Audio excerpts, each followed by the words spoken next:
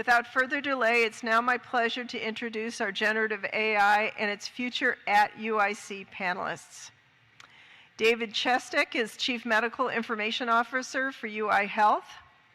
Szymon Machajewski is Associate Director of Learning Technologies and Instructional Innovation for the Office of Learning Technology Solutions. Erin Stapleton-Corcoran is the Associate Instructional Designer for the Instructional Design and Media Production Studio. And Chris Kanich is an Associate Professor and Director of Undergraduate Studies in Computer Science. Chris will also serve as our panel moderator. Please join me in welcoming our panel. Come on up, you guys.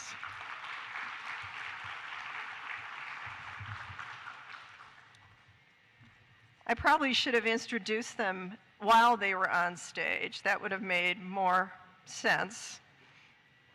But you'll figure out, I think, who everyone is. This is Chris, David, Erin, and Szymon.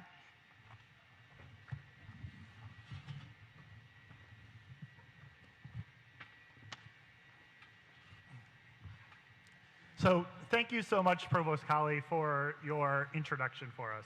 So before our conversation, I'm going to provide a really quick level set with a little bit of background on generative AI. Next slide, please. So the story on generative AI so far, one really interesting thing is that UIC is not well known for this, but the first mathematical model of a neural network was invented at UIC back in 1943. So you can't really say UIC is the birthplace of AI, although I'm not going to stop you. But you can say that some of the foundational science and understanding of how artificial intelligence works that is built into these tools that we're going to talk about today was created here at UIC. So between 1943 and relatively recently, lots more fundamental building blocks have been created in our science of understanding how we can create these artificial neural networks.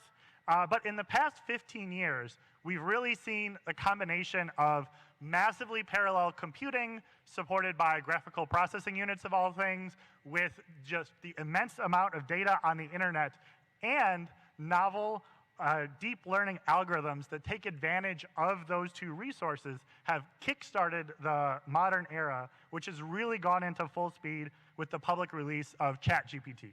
Next slide, please. So where things stand right now, as we all know, in November of last year, OpenAI released ChatGPT as a free public research preview. And I'm going to go into a few vocab terms so we can all kind of have a better understanding of how this conversation flows. Generative AI has become a suitable generic term for any AI system that leverages massive training data sets and novel instructions and novel algorithms to take instructions as input that we provide and generate relevant responses that are a synthesis of that training data and the given prompt. As we know, the most popular use case for generative AI right now is text generation to complete a given prompt, but it's also seeing lots of use in language translation, text improvement tools like Grammarly, computer source code writing assistance, image generation, lifelike speech-to-text, and many more applications. Large language models are the family of deep learning algorithms that encode these massive amounts of information about how humans generate streams of words, just like I'm doing right now, that are doing that so well that they can respond to questions, recall facts, and generate wholly new text based on a given prompt. So all of these algorithms leverage artificial neural networks using deep learning. Deep learning is a way for the neurons in a large neural network to learn the activation weights that maximize its ability to create a correct result given on the training data. While these are tremendously powerful tools, these algorithms can be fooled by sophisticated attackers into making undesirable decisions, whether through simple prompt engineering or more sophisticated attacks.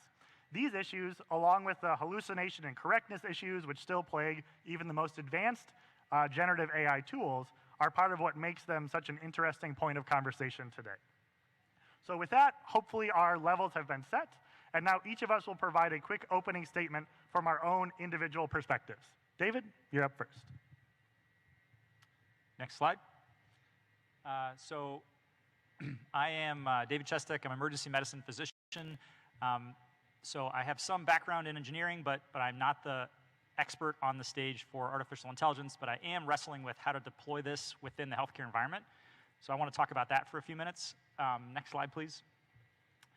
So these two graphs basically just show the explosion of ChatGPT, getting to the benchmark of 1 million users in just a few days and billions of users to the site. I think we're all kind of aware of how popular this is right now. Next slide, please. This slide highlights how, in particular for medical text and in general, it's relatively easy to fool people, and almost half of folks are not sure whether text is generated from an AI or from a human being, and this becomes even worse when it is related to healthcare data. Next slide, please. There's been a few major news stories I wanted to highlight. The first is GPT-4 passed the United States medical licensing exam, which folks are probably familiar with, but for those who aren't, it's what we use to grant medical licenses. It's 3 steps. The last step is very clinical. The first step is sort of rote memorization, but it passed pretty easily.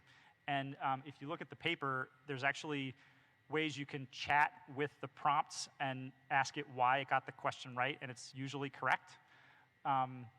There's also a popular study where there's a social media site, Reddit, where they have a subreddit called Ask a Doc, and they have verified physicians there, and people can ask questions, and there's answers. So they took a subset of the physician responses from that website, fed the same questions to ChatGPT, and then had users rate it, and the artificial intelligence responses were overwhelmingly preferred and even found to be more empathetic, which is kind of creepy. You know, maybe not the most representative sample, the physicians who hang out on Reddit answering questions, but nonetheless. The last example, maybe not so exciting, where there was a lawyer who submitted a brief that was full of made-up sources and was called out by the judge. And I haven't heard the follow-through, but I think there was concern about him getting disbarred. He just apologized, saying he wasn't aware that this system could produce false content. And I would wager to guess that there are plenty of physicians, residents, medical students, professors who also aren't aware. And so I want to help dispel that rumor. It can definitely lie to you. Next slide, please. So a few healthcare use cases from our electronic health record system, Epic. Next slide, please. Probably the closest to real life is these generated in-basket responses, where you may have sent a message to your doctor through MyChart. The doctor receives that message and then replies, kind of like email. This generates a draft response based on the patient's input, and it serves it up for the provider to decide whether or not to use that exact input or whether they should write their own. This is live at about 5 hospitals. UI Health is going to join that pilot group in the next month. So I've gotten a little bit of a look at behind the scenes on how this works. And you basically generate the prompt about how you want it to respond in free text. So the few organizations that have gone live have done this 5 different ways, and now we have to decide how to do it at UI Health to make sure that the responses are accurate and equitable, and it's not a simple task. Next slide, please. This is another example of what I think might be a particularly powerful thing, particularly from my vantage point as an emergency medicine doctor, the since I last saw you summaries. So we generate an enormous amount of healthcare data, most of which is unstructured, and it's sometimes difficult to pull it all together. But as an ER doctor, if I were able to ask questions of the chart and have it pull relevant data from a few different spots and synthesize it for me, I think that would save me an immense amount of time. And it would also allow me to find little pieces of relevant nuggets of data that are buried from 5 years ago that I would never have found otherwise. Next slide, please. This is an obligatory proprietary thing from Epic because this is all under development. Next slide, please. These are other things that are on the Epic roadmap. You know, beyond the 2 things that I just mentioned, there's patient instructions, I think, is a really interesting use case here where you may have an abdominal pain discharge instructions from the emergency department, but what if you could say a discharge with abdominal pain for a 65-year-old African-American female with 5 grandkids who lives in the Midwest and has 3 children that live away from home. So it's much more tailored. You could also potentially do translation, but the million-dollar question is, do we trust it? And I think that's yet to be seen. There's also a number of revenue cycle use cases, and in fact, many insurance companies are already using some form of artificial intelligence to deny medical claims. Now we can have our own AI to fight the insurance company's AI. We'll all see what happens. And I think another really exciting area is in analytics, because we have a lot of data, and you can ask questions of this discrete data and say, what should I work on next? Things like that. Next slide, please. So basically, as was mentioned before, there's a larger enterprise initiative to sort of tackle these problems. At the hospital healthcare delivery system level, we're forming a small group to sort of focus on the healthcare-related aspects of this, because there are some unique aspects and some aspects that are the same. But in general, I think the task before us is tough, but it's really twofold. The first, I think, is to just assimilate all this new information and stay up to date, which is really difficult. Things are changing extraordinarily fast. And I think it's really well summarized by saying we need to understand what generative AI can do and then decide what we as a healthcare system should do with all of that information. And so we're going to continue doing that. And I'll say more later with the questions, but I think that's the end of mine. Next slide, please. Yeah. So AI has certainly great promise of increasing student engagement. We're looking at increasing feedback from instructors to students through things like rubrics. Also, remediation of knowledge and skills through providing personalized learning. There's great promise for graduate research and publishing scientific research. Really, organizations and departments that adopt AI in these areas gain competitive advantage. Now, I want to start by saying that ChatGPT is a toy. It's really a prototype, a proof of concept. It was released as a free tool. It was released with serious limitations, stated limitations, and it has some great risks. Now, the conversational bot that it is, it's actually addicted to pleasing humans in a conversation. It's almost like a Pavlovian relationship, so that it is so desperate that it will hallucinate, it will lie to keep the conversation going. If I was to use an illustration, ChatGPT is like a plastic shovel. Now, for people that are used to digging in the ground by hand, the plastic shovel is a great tool. Maybe for instructors who are teaching digging by hand, that's a concern. But there will be always room for archaeological digs and that level of care. However, for most people, around the garden, around the property, plastic shovel might be just enough. We are looking for professional tools. Now, these tools need to scale. They need to be ready to do heavy-duty work. So we need to provide some safety around it and risk management. Let's go. Oh, thank you. So let's stay on this slide for just a second. So this is an outline provided by European Union for risk management around AI, because the first step towards introducing AI into enterprise is to manage the risk. Now, we know the European Union does great work regulation. That's where GDPR originated. And so what European Union is telling us is that depending on the use of AI, we have to mitigate the risk, and we have to really consider in enterprise that that's the first step. We don't have to understand the nuts and bolts of a technology at the enterprise level. We don't have to understand neural networks, the same as we don't have to understand the transistors at the CPU level of a computer. We want to know that it's safe and that it increases efficiencies, that increases productivity. Let's go to the next slide. So how did we get here? Well, UIC participated with our partner Anthology or Blackboard in development of AI for some years now. About 5 years ago, a team from UIC, part of my team at Learning Technology Solutions, won a hackathon for an edtech tool that was using Amazon AWS Comprehend system. And that system was detecting emotional sentiment inside of a course, graphing it for the instructor, and then alerting if a student was in distress. That was a winning entry for a hackathon. Hackathons are there to fail quickly, to fail safe, and explore technology. Most recently, we're invited to participate in an AI advisory board as Blackboard, along with Microsoft, are introducing AI at the enterprise level into the mainstream usage. Let's go to the next slide. So our relationship with Blackboard and Microsoft are based on the principle of trust and verify.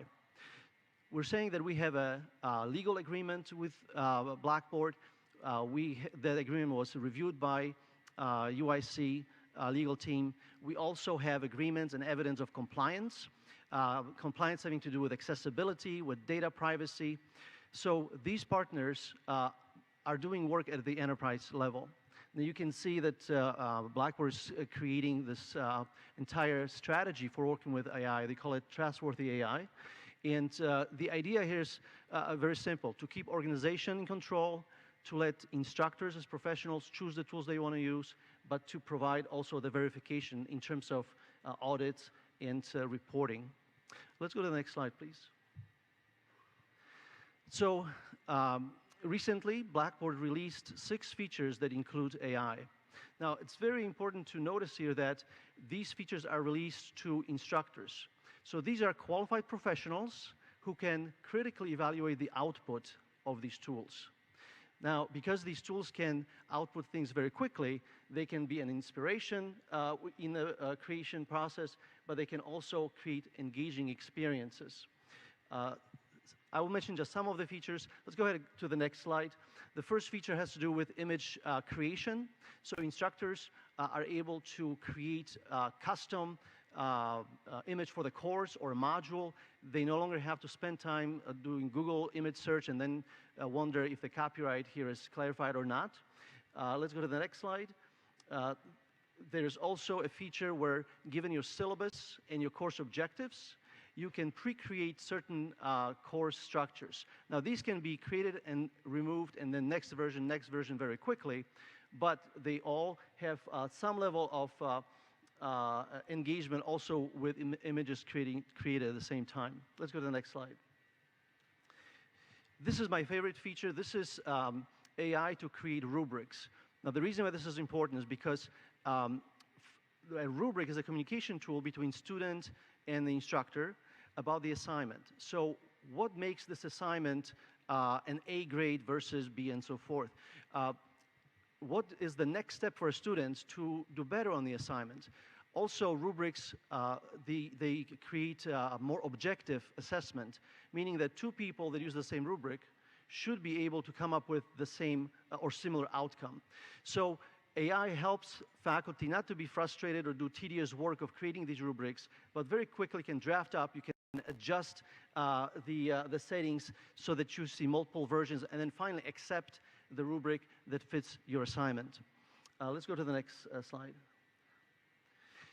Another feature that we've implemented at UIC on August 4th here is AI for accessibility. Now, this is not brand new technology. Again, Blackboard's been in the AI business for a while. This is one of the most popular features worldwide that multiple organizations that are running in education are using. The idea here is to automatically create alternative formats for students, even automatically translate course. Anything uploaded to Blackboard can be automatically for a student translated into foreign languages, into electronic braille, into formats such as MP3 for listening. So this is, whenever you see in Blackboard the little letter A, you can download multiple formats, but also AI creates a conversation for instructors between their files and the instructor. You see in the left bottom corner where it suggests inside of your course, you have an image here that requires an image description to be accessible.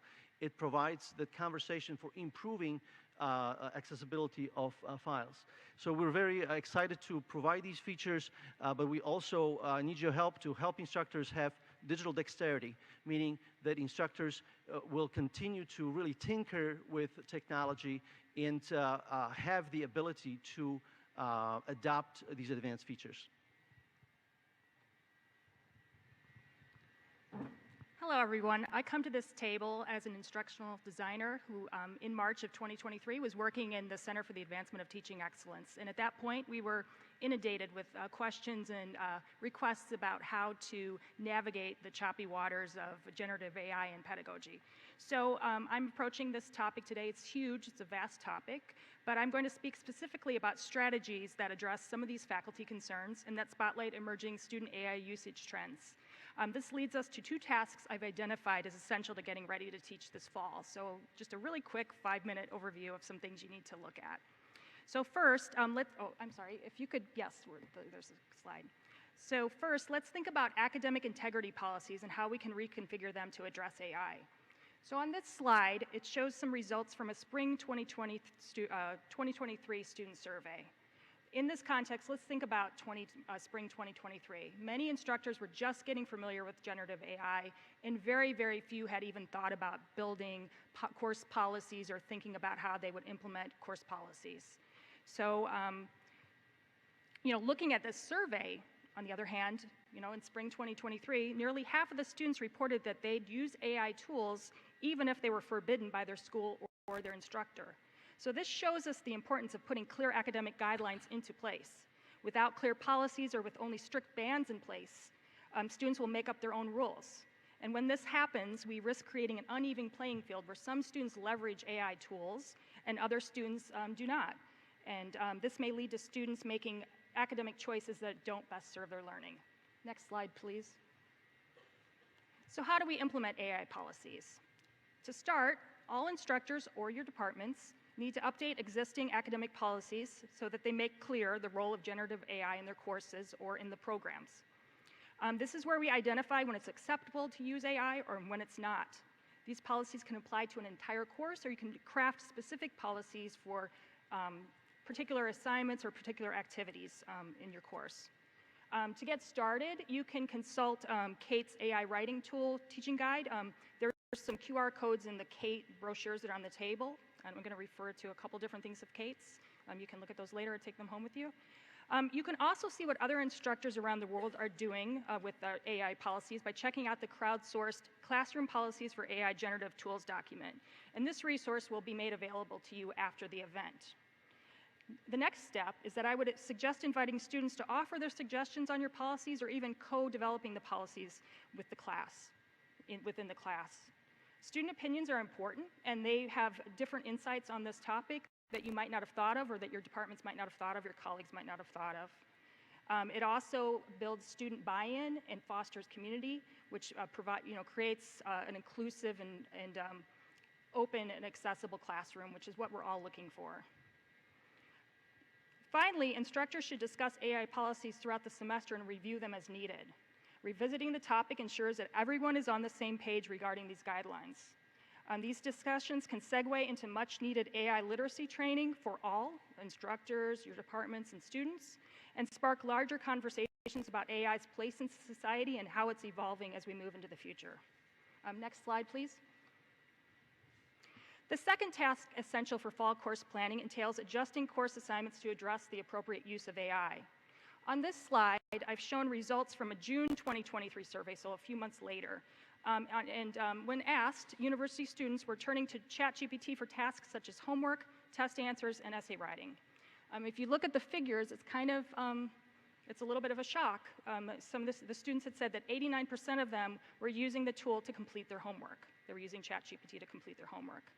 This indicates students are looking to these tools to offload their cognitive labor, and in some cases are using the tools in a way that might cross the line into academic dishonesty. And I don't have data to share with you about this on a slide, but another survey of faculty, a 2023 survey, academic dishonesty was listed as a top concern for faculty this year due to generative AI, and that had moved about 10 places up from the previous year. So, given the student data the usage of these tools using ChatGPT, faculty apprehensions about academic dishonesty are not misfounded. Next slide, please. So why might students resort to using AI shortcuts in their coursework? There are several reasons, but an important one is that instructors may give students assigned work that without telling them why it was assigned or why it's important for them to complete it. So students are left to figure this out on their own, and they might just determine or decide that it's busy work. So I argue that transparency is needed in all assignments. Let students in on the purpose of their assignments and describe what skills, and you should describe what skills and knowledge you expect them to gain by doing this homework. Another reason students would use shortcuts such as using generative AI is that they don't see how their work applies to their lives. So I would suggest incorporating real-world applications to up student commitment and engagement. When students can connect their studies to real-world issues, the value of coursework grows dramatically. They're no longer just working for a grade. It moves it into the effective domain of learning, and it leads them to think that they're part of something bigger than themselves. That's the hope that we have in the classroom, isn't it? So empowering students, a third point is empowering students through choice and agency, and that will also spark motivation and make using tools to do the work less appealing. So aligning assignments with individual interests deepens connections to their work and creates an overall richer learning experience. That's my hope, and that's what we're working towards. So finally, learning isn't one and done, it's iterative. We should provide opportunities for reflection and revision. We should create scaffolded assignments that offer students the opportunity to rework, revise, and rethink their work. This approach not only nurtures authentic learning, but also makes finding shortcuts less appealing to students. And for us as instructors or educators, watching as students process through the revisions also makes inappropriate AI use less feasible or less attractive to students. Next slide, please. So some of you are either leading a department that's navigating this new terrain, or you yourself are working on a course and trying to navigate how to grapple with generative AI.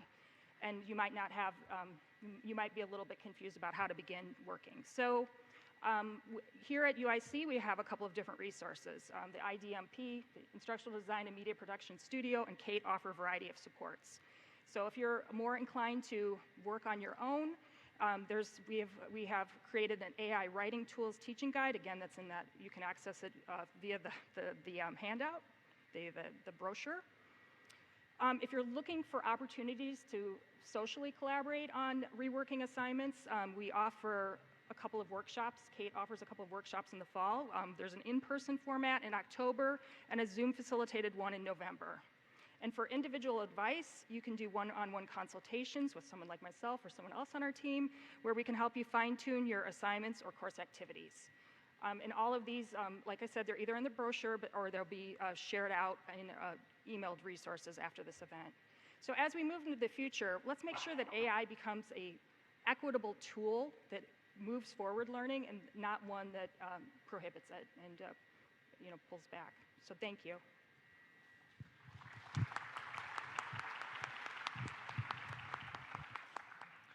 Thanks, Erin. So next slide, please. I'm going to keep my comments short because it's hard to go after all these other information-packed moments here from our other experts on the stage. So I've done some research in the space of artificial intelligence, but my current main concern, both research-wise and just here at UIC in general, is what happens in a socio-technical context. What happens when these technologies collide with the real world, and especially with students who are in many cases very rationally balancing effort minimization and grade maximization in their approach to coursework. So the worst thing that we can do as leaders, whether in academic departments or other units, is to refuse to intentionally engage with these technologies, either by banning them outright or simply ignoring their existence. They aren't going anywhere, and your team, your colleagues, and everyone will look to you not just to provide guidelines or to provide policies, but to set the tone when engaging with this new development. So I want to encourage you to experiment with these tools, share what you've learned, and inspire your colleagues to do the same. And as much as I hate to use it, there's already this one overused idiom in the generative AI conversation that AI is not going to take your job. Someone else using AI is going to take your job. So it's incumbent on all of us to be familiar with these tools, even if it's just to confirm that they aren't yet going to take our jobs. Next slide, please. Thank you. So if we're going to engage with generative AI, what does that look like at an institution of higher learning? First, the most compelling examples I've heard of are those that allow students to use these tools but think critically about their use by requiring them to write a reflection on what the AI was helpful on and what it wasn't. This may not be a long-term solution, but as we all improve our grasp of the benefits and pitfalls of generative AI, this prompt leverages student enthusiasm and curiosity and presents an excellent learning opportunity for the students and the instructors alike. Second, the suggestions that I'm going to be following myself this fall and making to my colleagues in computer science are to give more weight to in-class assessments, spread the grading more evenly to prevent high-stakes exams, and where practical, use oral examinations. Our students and faculty in computer science actually really like oral exams because of the interactive nature, which allows a constructive oral exam that has the flexibility to determine what a student did learn, and skills that are practiced in those exams map very well onto the interviews and real-world conversations that those students are going to have during their careers. And finally, I've already seen this creeping up in my own thoughts. It is very easy to let the mere existence of ChatGPT give us excuses to discount students' legitimate efforts. Reliable AI-generated text detectors are absolutely not ready for prime time, and it's possible that they may never be.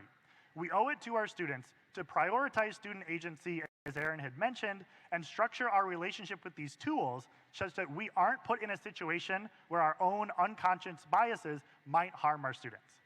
Next slide, please.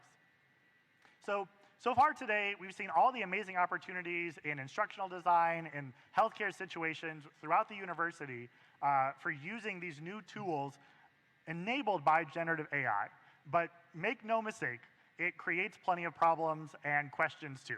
There are legal questions about copyright and fair use. There are equity issues regarding the use of millions of artists' freely distributed work for private gain. There are philosophical questions about whether generative AIs are even capable of creating new knowledge. And there are socio-political questions about how the benefits of these technologies are being distributed in society.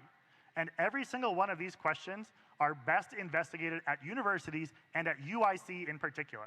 Where it's relevant, I'd love to connect with you and your colleagues with computer science faculty working in all these areas, because these socio-technical problems require socio-technical solutions, and we absolutely need to work together to solve them. Next slide, please. So with that, I'm excited to move on to Q&A. I will be emceeing the Q&A, and we received over 50 really fantastic questions, and each of us have chosen 2 out of that set that we'd like to answer right now, and then we'll be taking questions from the audience. So David, first question from our set. How will AI affect healthcare and medical education? Yeah, thanks. So we've mentioned some of the general suggestions around education already. I want to make a couple of comments on potentially medical education. I think most folks have been mentioning we should definitely start teaching this kind of thing in the medical curriculum. As a person who works with medical technology and informatics, I've wanted more informatics in medical curriculums for a while, but I think it becomes more and more important the more this gets advanced. We have to be teaching our medical students how this works, how it doesn't work, and the potential risks, because people are using this already without that formalized instruction. So we really need to focus on the safe use of it and when not to use it. And it's really possible that the medical professional of the future is going to need to use these tools. As the old adage says, already old. A few months in, it's about how you use these tools. And the more that you play with them, I don't know how many folks have gotten a chance to play around. It really matters the kind of inputs you put into these prompts. And so there's a real skill set here that we need to be imparting on our students. The way that we test, I think, probably needs to change. There's a certain amount of medical education you just have to memorize. You don't want your surgeon in the operating room not knowing their anatomy. On the other hand, there are a lot of things you can cognitively offload. And something like antibiotic choices, it probably depends on where you are, what the current resistant strains are, and so some other tool that looks at that and tells you, based on this organism, this is what you should do, might be better than testing people on exactly what everything does. Simulation is a big part of medical education, And I think there's some really great technology out there already, but it's also a little bit rigid, where there's certain scenarios, the dummy does this, there's a certain predisposed thing that happens, but this generative AI technology really allows that discrete set of things to broaden to be much more natural, and you can ask the patient questions, they respond naturally, you can ask much more in-depth questions. And thinking back to my medical school and resident years about question banks when you are studying for your exams, these question banks could suddenly become very interactive, where you not just select the answer, but it asks you why, and you have to explain it, and you're told whether or not you're correct. And so I think some of this asynchronous learning could really be enhanced.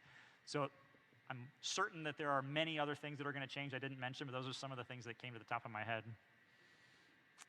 The other question that was selected kind of on the medical side is more broadly, outside of just medical education, what will the practice of medicine look like 10 years after generative AI is applied in medicine? Which is kind of the multi-billion-dollar question. If I knew that, I'd be lying to you. But I think the first thing I wanted to point out was I'm really curious to see where we land in 10 years in terms of how this has all been adopted. I mentioned some of the things that Epic is doing, which I think is very out front on this. There really is no good regulation for this yet. There's plenty of AI that is regulated already by the FDA, but they're for very narrow use cases. So there isn't really you can ask it whatever you want, and it'll tell you something, and how accurate does it have to be before you say that's okay. So there's a lot of folks wrestling with that right now.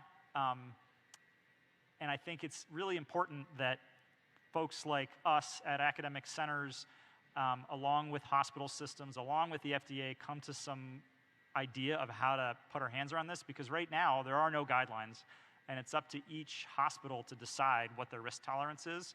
And I think 10 years from now, I hope we have this more figured out.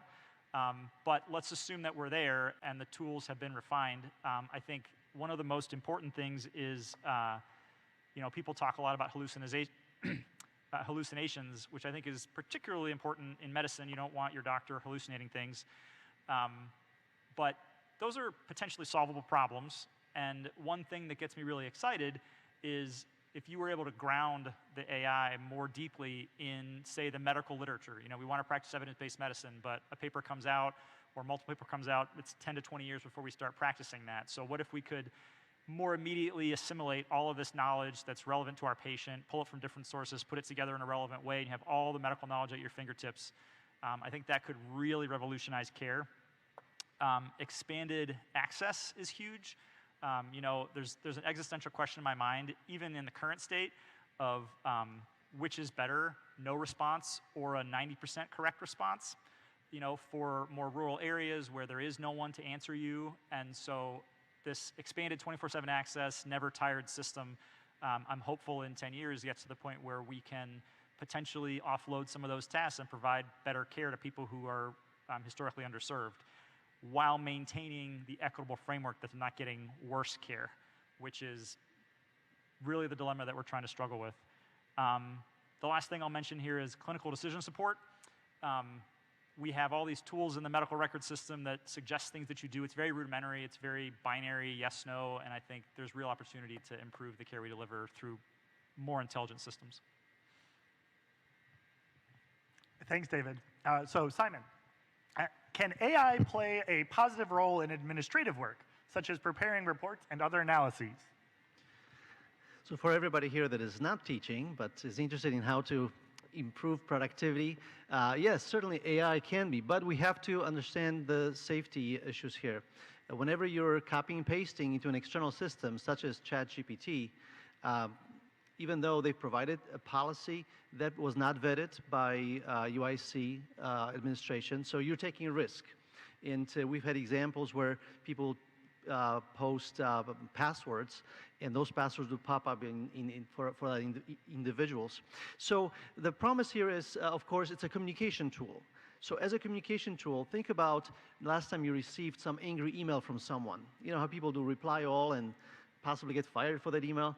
So think about being able to rephrase it and you say, hey, I have a 5-paragraph email, rephrase it, summarize it to 2 paragraphs, set it a happy tone, be professional. It'll do beautiful things, especially for young professionals. At the same time, when we consider working with data, if the data you're working with is something not covered by FERPA, if you're sure this is public data, something that you would put into a search engine, you can use generative AI to help you understand your own data, even to correct your code if you are using tools to extract data from other systems. At the same time, all the advantages that we're talking about are also used by hackers. So think about one of the ways that we used to recognize phishing emails.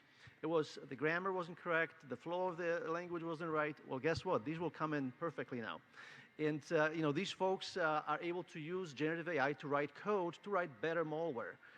There's an entire science of jailbreaking generative AI to really service for unethical purposes. So as much as we're looking at using it for good, there are issues. And so you need to be aware of how it's used in your department. If at all possible, try to license and try to, kind of stabilize, create a relationship with the vendors so that the data privacy and what they do in terms of security is clear.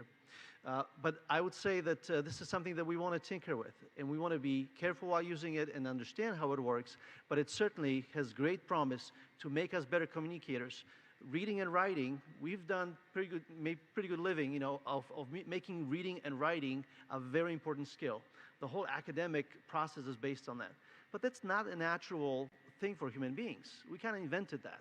So now, this communication tool, generative AI, is able to read very, very quickly. It's probably the most voracious reader in history. At the same time, it's probably the most prolific writer up to this point. So it is going to change the way we use reading and writing. It's going to really revolutionize communication, and so we as administrators need to be ready for that. So Simon, your second question. Should generative AI be allowed in research and scholarly publications? Well, that's the question of should is very interesting. How are you going to stop it, right? But the bottom line is that if you are publishing to a journal, make sure that you review their policies. More and more journal reviewers are now creating policies around AI. For example, it's very common to state that AI cannot be an author. So if AI allows certain usage, Grammarly uses AI, right? So there are various levels of usage, but there are some very specific tools here today that allow you to do a lot of the tedious work for literature review and even index the articles that you're interested in and help you understand them. You know as well as I do that academic writing is kind of different kind of English, right?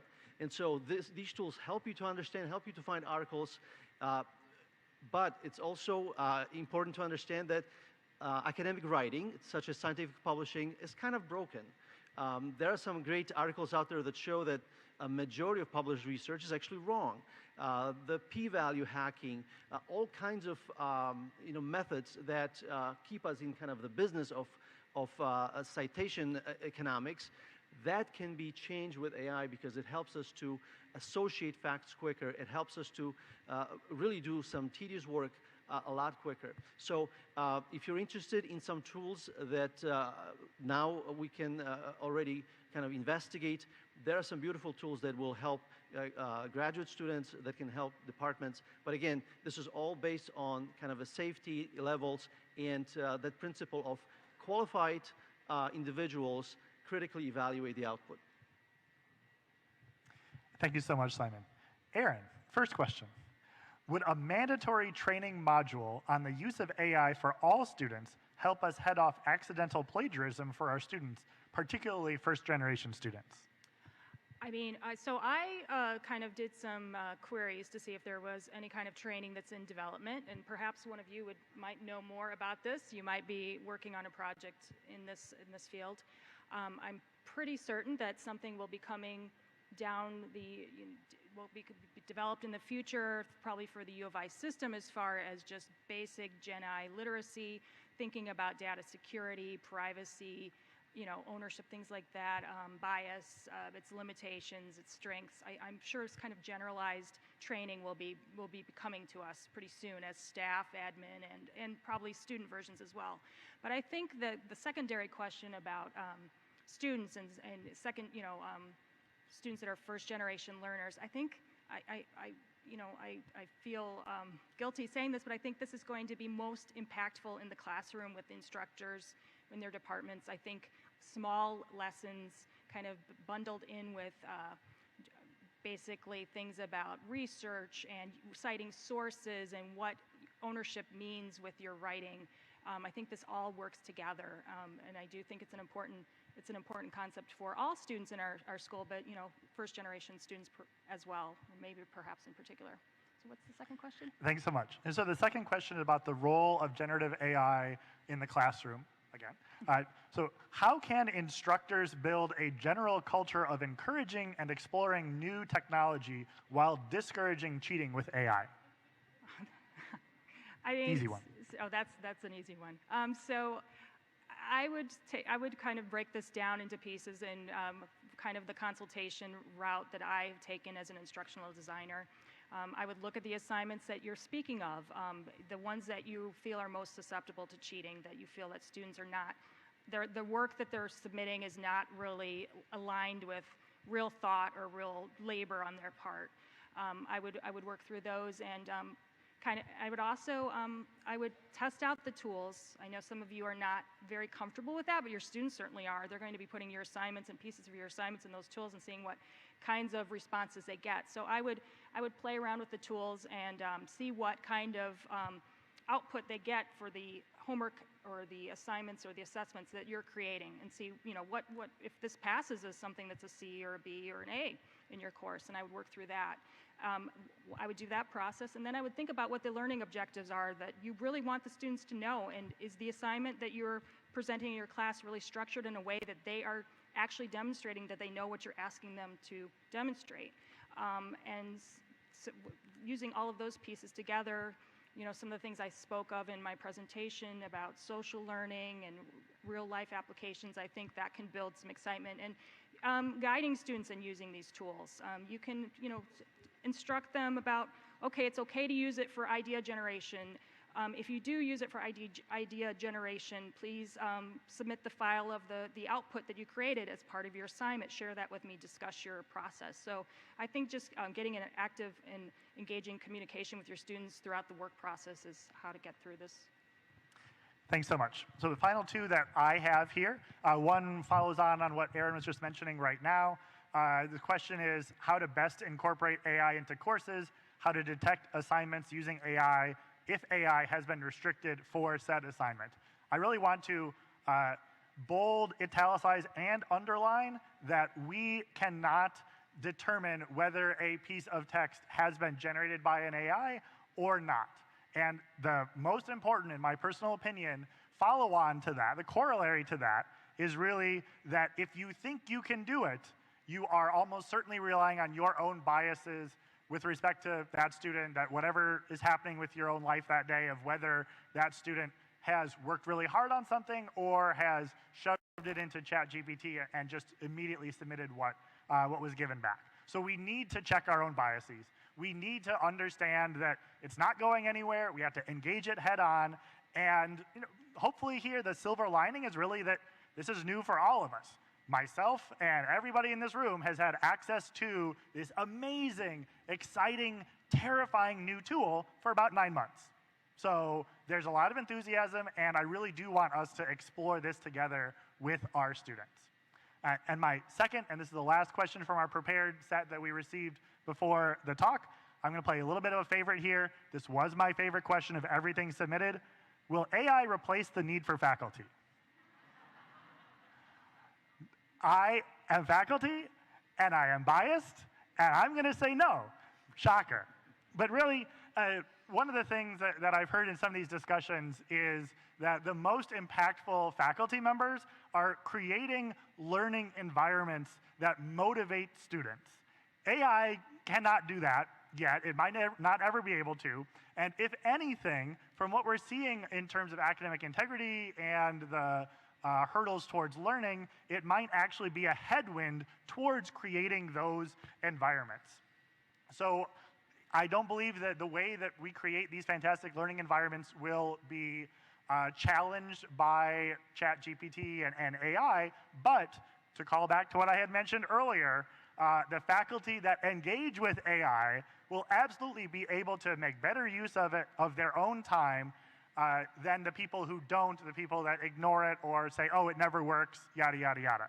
The same as the people who adopted email, the same as the people who adopted the use of Google into their daily workflows will become more effective at doing the things that they are here to do in the classroom, in the lab, throughout the university, than the people that don't engage with this. So please engage with the generative AI, and that is all we had for our prepared questions. We have backups, but if anybody in the room has other questions you'd like us to answer, we are all ears.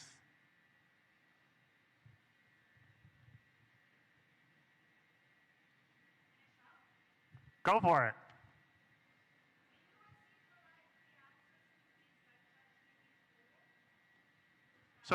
So the question is, will UIC provide free access to things like ChatGPT 4?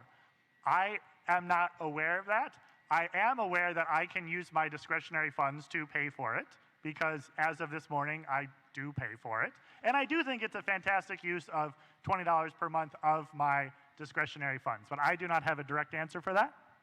Yeah, I don't have a direct answer either, but I think I do know sort of peripherally that I don't know that there are like the purchasing models from ChatGPT yet. So I think you can ask them, you know, can I pay you 6,000 times $20 a month? And they'll say sure. But I don't know that there's like a enterprise rate from them yet. I'm not sure if they're ready for that, but yeah, I don't have a great answer either. I'm going to make some administrators sweat for a moment, but there is a way to license ChatGPT, and there are good reasons why. If you consider the difference in how the free ChatGPT tool responds versus paid, I asked what are the reasons that Russia should attack Ukraine. And the free ChatGPT immediately defended, saying it's just a chatbot, versus the paid version gave me some reasons why Russians should attack Ukraine. So there is a difference, and we've considered this when we were evaluating a tool to prompt instructors with suspected ChatGPT assignments. So one of the considerations was the equity. In other words, students who can't afford the paid version of AI are getting less on that deal, right, versus the licensed ones. But the security considerations, ethical, and all kinds of considerations are too great at the moment to, I think, consider just licensing at the enterprise level. I'll just add, I also have been paying for a personal ChatGPT 4 account for probably the last, whenever it was made available. I do, you know, it is very important to consider the equity issues with those who have access to it and those who do not. I utilized the version 4 when we were doing a pilot as far as these, you know, AI, you know, detector tools for whether text has been pulled from ChatGPT. And I was able to kind of, with a few little prompts, was able to kind of circumvent it with the 4 version. So I think that's an important consideration to make with your students, even if I know this is broader than the conversation about whether there's going to be an enterprise license. So. All right. Hi. My question is on ChatGPT and the responses not being identified on SafeAssign. In the future, will they become accessible for faculty to see through SafeAssign on Blackboard? So this feature was already developed by Blackboard. We tested it, and we decided not to use it for the very reason that Chris repeated 3 times, and that is it's actually impossible at the moment because there's an arms race. Whenever there is a theme that inventors find for recognizing AI writing, there is AI specifically dedicated to hide that and to rewrite it, to make mistakes. So at this point, it's not practical, and possibly we'll just have to live with AI being really good at writing, possibly better than human beings at some point.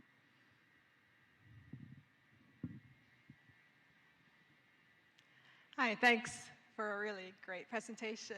I'm wondering if you can talk about constitutional AI and whether you think the constitutions really help avoid some of the risks and ethical problems with generative AI. Thanks. So I'm not familiar with constitutional AI. Can you give us a quick description? So there's a company called Anthropic that was started by 7 people who fled from OpenAI over concerns about ethics, and they have a product that was just released for public a couple of weeks ago called Claude, and Claude has a constitution. It has instructions about what it should or shouldn't do.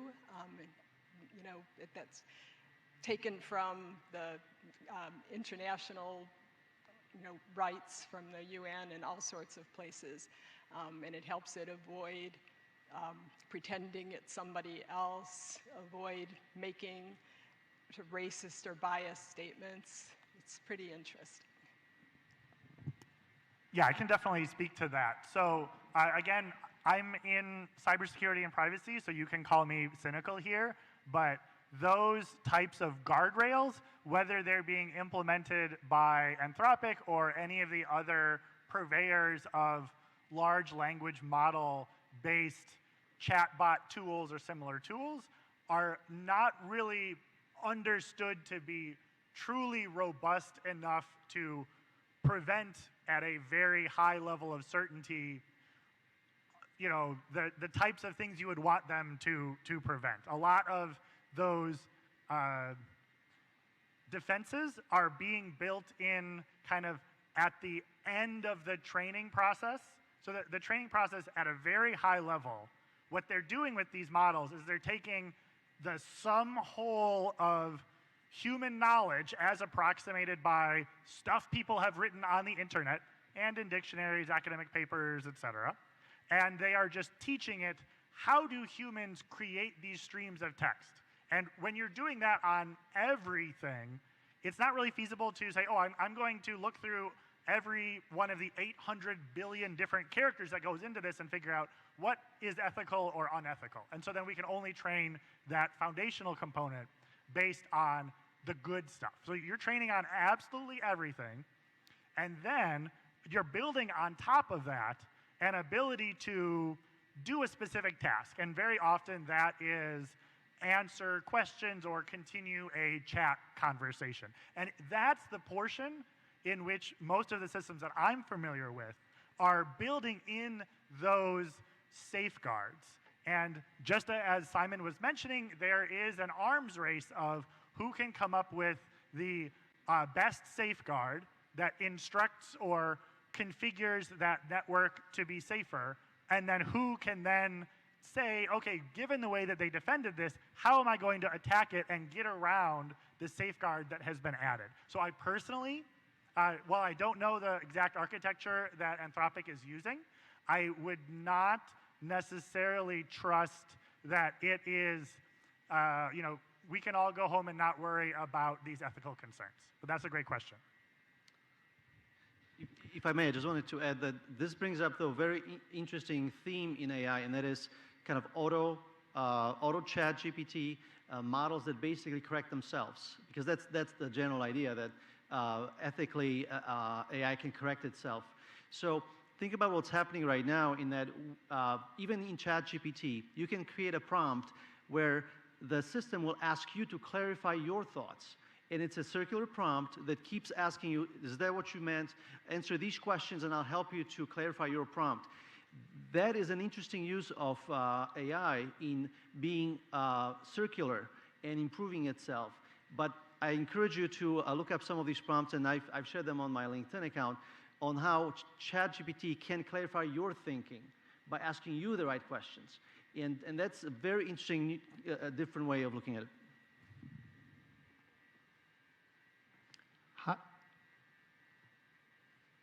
Hi, I have a few friends in the corporate space who have this like plug-in to Zoom or like Google Meet, and it allows them to like transcribe the meeting, and then they get an email after the meeting with a summary of the meeting. And I was wondering if UIC or the UI system has a subscription to a tool like this for us to use. So there's a tool called Otter AI, and what's interesting is that I've joined the meetings where all the robots show up first, and then their owners log in because they're usually late. These tools work, but again, privacy is here a concern because it's typically you are licensing it directly, and some of them are free. They work. They will not only provide you a transcript of the meeting, but they will tell you who was assigned what task, and they will provide a summary of what happened in the meeting. Again, you can have that assistant join any meetings that you should be in, and then just provide you with a 5-minute summary. Now that's an interesting way of doing business, probably somewhat our future, but certainly we want to develop enterprise relationship with vendors like that when they're ready. At the moment, these are kind of still prototypes, things that we are investigating but not investing as an institution. We have one last question. Just a comment, really. One of the things we didn't talk about today outside of coursework is the applications we have on our campus. For example, our students use ChatGPT to write their Board of Trustees graduate student tuition waivers. Obviously, the committee didn't accept those, but it raised interesting questions within our college about what we're going to say about all of those types of applications students are applying for on this campus. Thanks.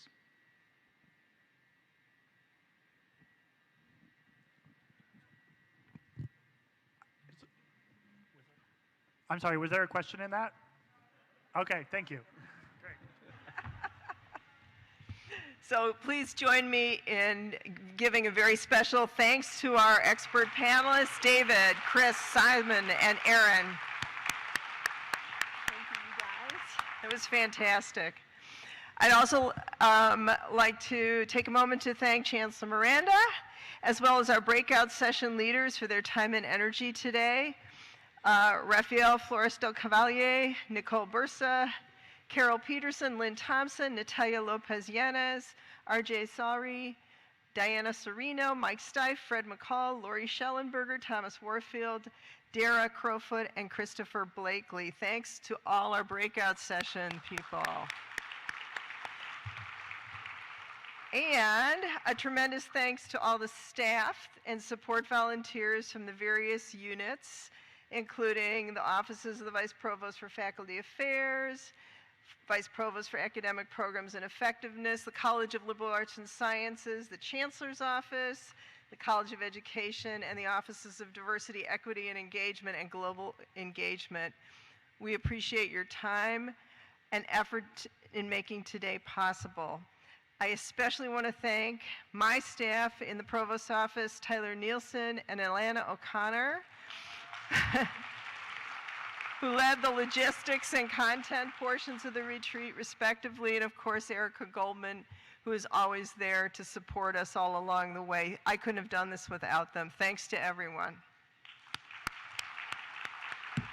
So it's my hope that today provided you an opportunity to connect with new and returning colleagues and develop a better understanding of what lies ahead for UIC and higher education, while also providing you with useful resources and tools to fuel our success this academic year and beyond.